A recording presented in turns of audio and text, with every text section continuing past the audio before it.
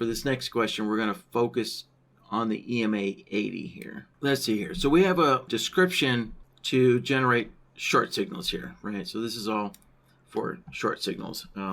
And this looks a lot like a bounce signal, right? So as we kind of go through this, and as you see the signals that get produced on the chart, it looks very similar to a bounce signal, but not completely a bounce signal.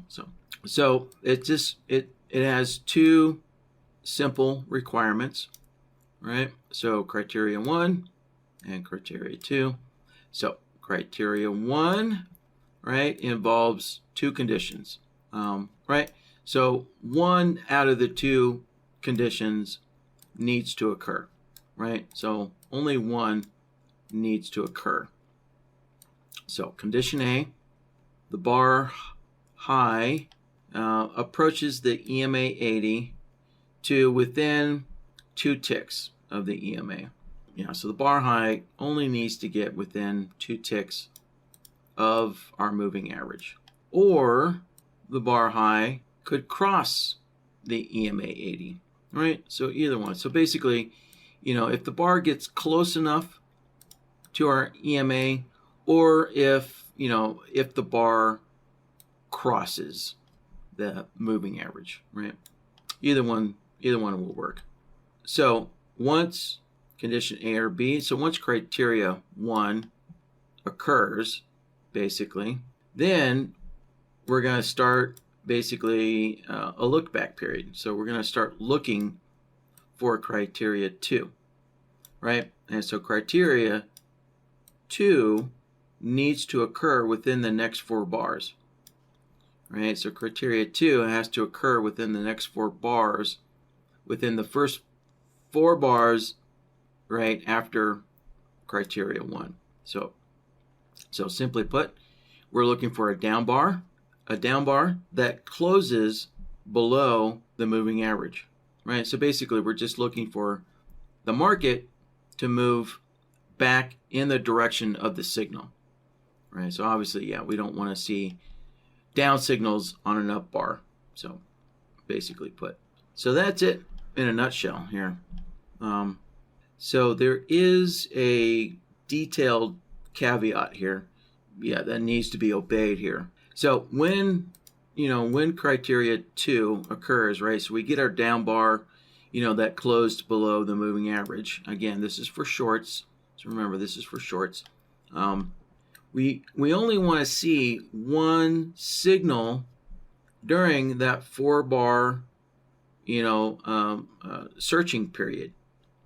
Right. So remember, criteria 2, this down bar closing below the EMA 80, it has a 4 bar period, right? Or 4 bar forward-looking period to occur.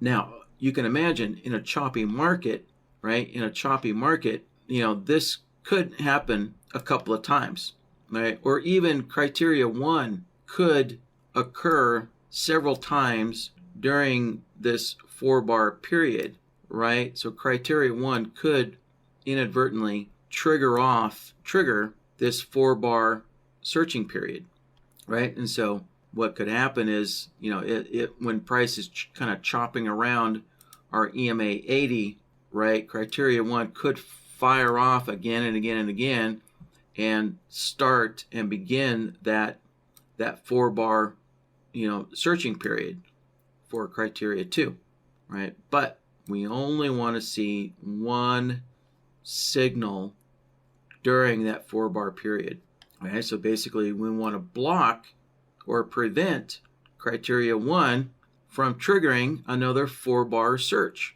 of criteria 2, right? So once criteria 4 fires off and it begins the 4 bar searching period for criteria 2, we need to prevent criteria 1 from triggering again. Right. Yeah, I think that should do it. Yeah, normally I like to try and find an area on the chart, where we know there's going to be a signal, but finding this Yeah, finding condition A is going to be tough because eyeballing 2 ticks on the chart is pretty tough to do. Let's see, maybe I could actually find a crossover. Oh, but first also let me, yeah, Dan had mentioned that this is like on a 2 or 3 or 4 minute chart or something like that. So, yeah, let's switch this over to a 2-minute chart. There we go. Oh, and let me clean up the previous question drawing tools. All right. Oh, no. Let's see, right here. Yeah. Okay. Hold on. Let me get rid of the signals from the last question. There we go. Okay. So here we go. So we can see the bar, right, crossed above. Here, let me make this a little thicker. There we go. So we can see the high crossed above our EMA 80, and then we get a down bar that closed below the EMA 80. So right there, we know that there's going to be a signal right there. Okay, perfect.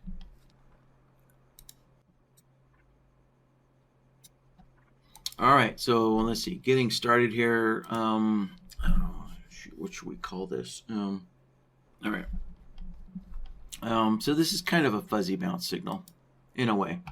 We'll see that it's not exactly a bounce signal, but so looking at our instructions, let's do condition A first. Right, is we're looking for the high or the low, getting within 2 ticks of our EMA 80. So let's grab a comparison solver. Connect that up. And there we go. All right, so if it's a long signal, then we'd be looking for the low of the bar to get within 2 ticks.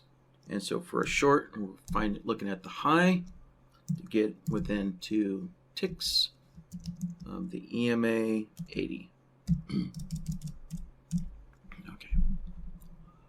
All right, so input A, that's going to be the bar low or high. So it's changed the input type to price. And so for a long, we're using the low of the bar. And for a short, we're using the high price of the bar. All right, and we're looking for a 2-tick difference. And input B is going to be our EMA 80. All right, there's our EMA and 80 period. There we go. All right, so now what outputs do we want here? Well, we're not looking for A to be greater than B, right? We don't need price to be greater than. We're actually looking for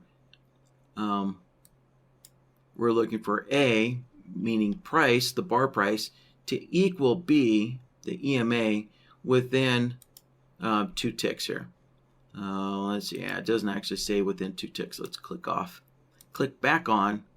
There we go. So now it says A equals B within 2 ticks. That's what we're looking for. All right, so let me adjust the short output as well. There. And there we have it. So if the high of the bar is within 2 ticks of our EMA, we're getting a short output. Perfect. And there we go. So here the low of the bar is near 2 ticks of the EMA, and we're getting along. Okay, so there's that. And condition B is just a flat out crossover. All right, so let's grab a crossover solver. There we go.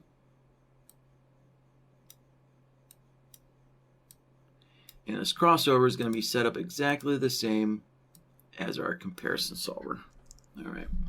So input A is going to be price, And then for the long, right, we're looking for the low price to cross the EMA, and if it's a short signal, we're looking for the high of the bar to cross the EMA 80, and our indicator is the EMA.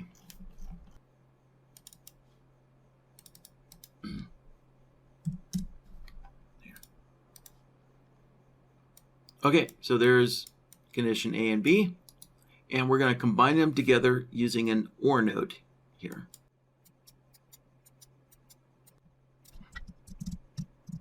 All right, so this OR node is basically criteria number 1. Right, so there you go, condition A and condition B. All right, so now we can move on to condition 2. So again, condition 2 has a 4-bar searching period. So we need to take, right, the signals from condition or criteria 1 and extend it by 4 bars. So let's grab a signal extender, connect it in there, and we want to extend for 4 bars. There we go. Okay, so there is our search period. Although, let's see, let's take a look at our OR node here. So, yeah, so we can see that sometimes, I'm trying to understand why this bar has a long signal. Let's see.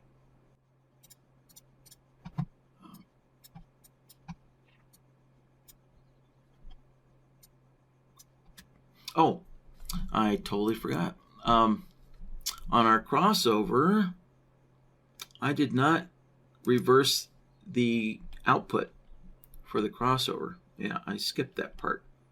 Right, so for example, right, when the high, so let's look at this, right, when the high of the bar crosses above the EMA 80, we're looking for a short, right, but this is a cross up.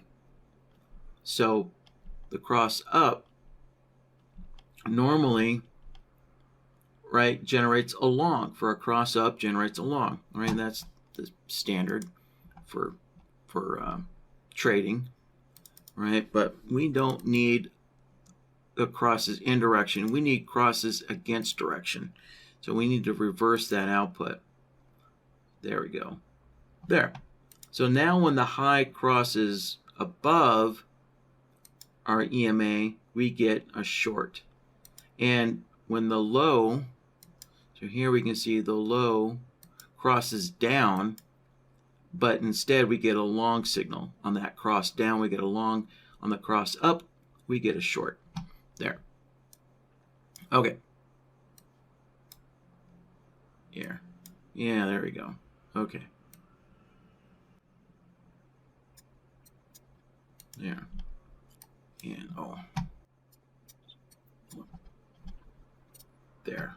All right. So here's a good example, right? So we have a cross up, but then we also have the high near, within 2 ticks of the EMA. And then we get a cross up again, right? So we get 3 bars of criteria number 1, right? So we get 3 bars of this, but we only want to start the countdown, right? We want to start this 4-bar searching period on the first bar of criteria 1, right? So we need to strip this out here. So what we need is a signal blocker in the middle here.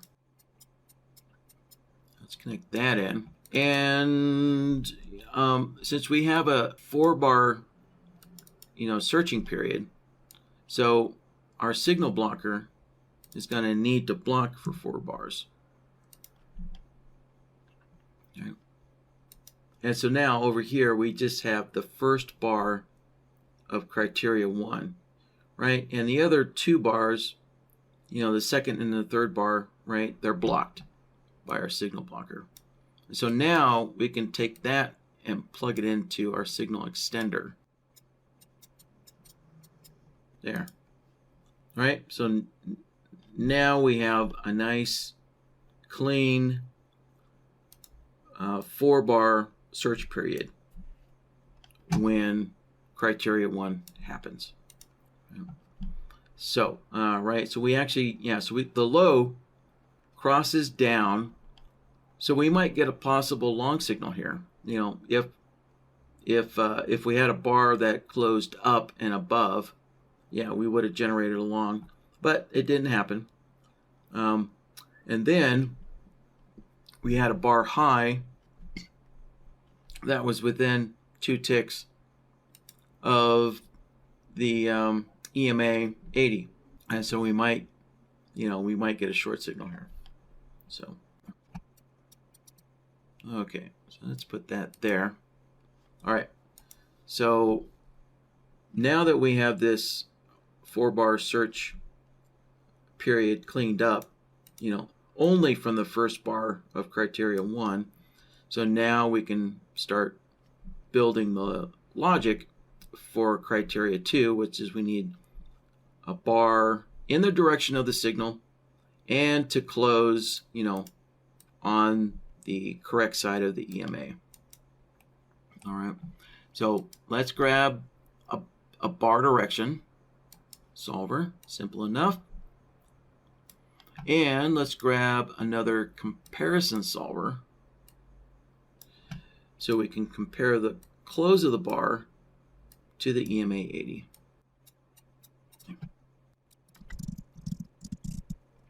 Okay, so input A is going to be the closing price of the bar.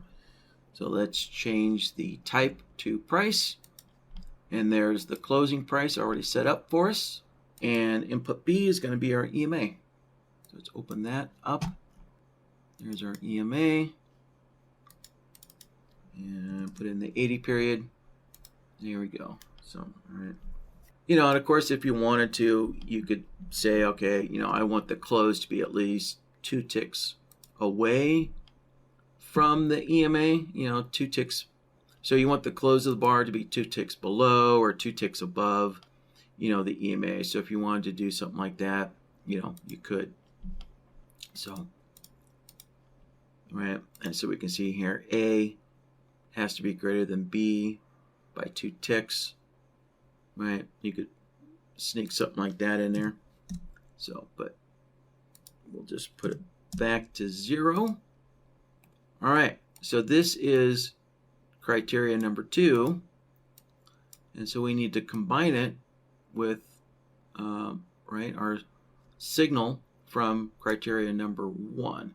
So let's go grab an AND node, connect that in. All right, so that's our search period that we're seeing right now. And then connect that in. And connect that in. All right. And so we can see that sometimes, we might get a couple of bars of signals. So again, we're going to grab a signal blocker. And the most we're going to need to block for is 4 bars. There we go. All right. And that should do it. So there we go. So so like I said, sometimes this is not exactly a bounce signal, because here we had price breakthrough and it just continued on downward, right? But here, this definitely looks more like a bounce signal right there. So there we go. So here's price kind of bouncing, bouncing / consolidating on the moving average. So let's see, am I missing some data? No. Oh, this is pre-market hours. So that makes sense. And let's take a look at yesterday. So here we go. The high, crossed above our EMA, and then the bar closed down. And once again, the high of the bar crossed above the EMA, and then price closed down. Right, and here we go. The low of the bar crossed below the EMA and then closed up above. Yeah, so here actually the high crossed above the EMA. So let's see, that's not what I was looking for. Yeah, I'm not really seeing it on minute bars, but let me switch back to a range chart. Perfect. There we go. That's what I wanted to find. So there we go. So here's price, where the high of the bar gets close to the EMA, right? And then reverses down and bounces off of it. And bingo, there's our signal. All right, so there we have it. Right, so the conditions, were pretty simple. A crossover, a couple of comparisons, and a bar direction. So I guess, the kind of the key point to this question, was this simple, one word requirement here, right? This search period, within the next 4 bars, starting from the first bar of criteria 1. And that was just basically getting your signal blockers and signal extenders set up correctly. Right? That's all that was just a matter of doing. Yeah, it was just cleaning up your signals using a signal blocker and a signal extender. All right, and I think that does it. Dan says the signal blocker followed by the signal extender was the key. Correct. Yep, that was the key to answering your question. And, just to, I guess throw this in here, depending on, on a more complex system, you might need to reset this last signal blocker here, right? Because this is a fairly simple system, right? That only has this 4-bar search period, right? This 4-bar search period, just using a signal blocker at the end, it's only blocking for 4 signals, it obviously that's going to work well and clean things up good enough. But if it's a far more complex system and maybe you need to block for 10 bars, then probably you're going to need to use the reset, right? So with the signal blocker, as kind of a general rule of thumb is when you get into really long periods of blocking with a signal blocker, then generally speaking, you probably need to use the reset at some point. So that way, your signal blocker isn't blocking valid signals. Right? So, but with a simple little system like this, resetting the signal blocker is not necessary. It's only when you get into more complex systems, that's when you have to be mindful of, do you need to reset your signal blocker at some point so you're not blocking, other valid signals.